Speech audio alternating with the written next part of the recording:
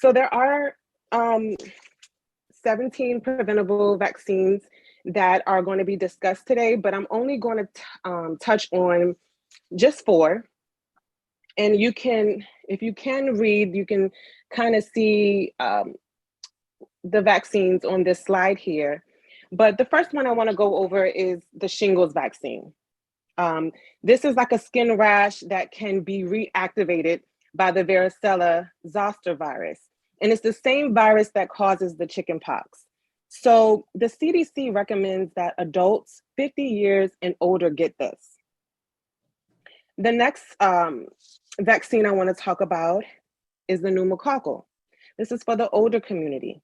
So adults 65 and older, or adults 19 through 65 with certain medical conditions are recommended to get this vaccine. And this is to prevent you from getting pneumonia. You're at higher risk for getting pneumonia. The next vaccine I'm going to discuss is the tetanus. If you ever had an injury or an accident and you go to the hospital, they always ask you, when was the last time you had a tetanus shot? And the reason why they ask you this is because it's a disease caused by a bacterial toxin that affects the nervous system. And this toxin can enter your body through a cut or a scratch. And so people that may have stepped on a nail are more susceptible to catching this disease. So that's why we recommend for you to get this vaccine. And it is recommended for adults every 10 years to get this vaccine, and people who are pregnant. Every pregnancy, they require you to get this vaccine. So the next vaccine I want to discuss is COVID-19. So as you all are aware, COVID-19 is an infectious disease which is caused by SARS. It's a severe acute respiratory syndrome. It affects your respiratory system. Right now, there are 4 COVID vaccines out for COVID-19.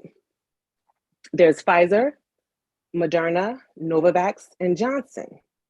And they all consist of a primary dose and booster. And according to the CDC, none of these vaccines interact with your DNA.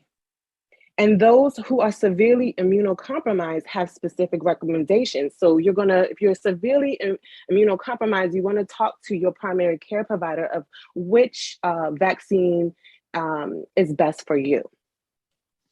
So what if I already had COVID-19? Getting a COVID-19 vaccine after you recover from the infection provides added protection. So it is safe for you, even if you think in your head, okay, I have natural immunity, I don't need to get the vaccine. It's okay. Getting it gives you additional protection.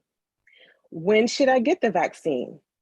If you recently had COVID-19, you may consider delaying your next dose by 3 months when your symptoms started, or if you had no symptoms when you first received a positive test.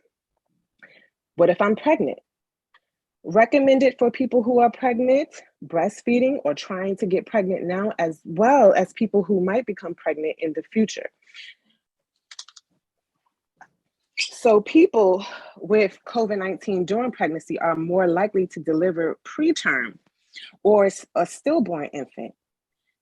So you want to go ahead. It is highly recommended for pregnant people. And then I'm sure there's some of you that's probably thinking about the safety. Like, what is this?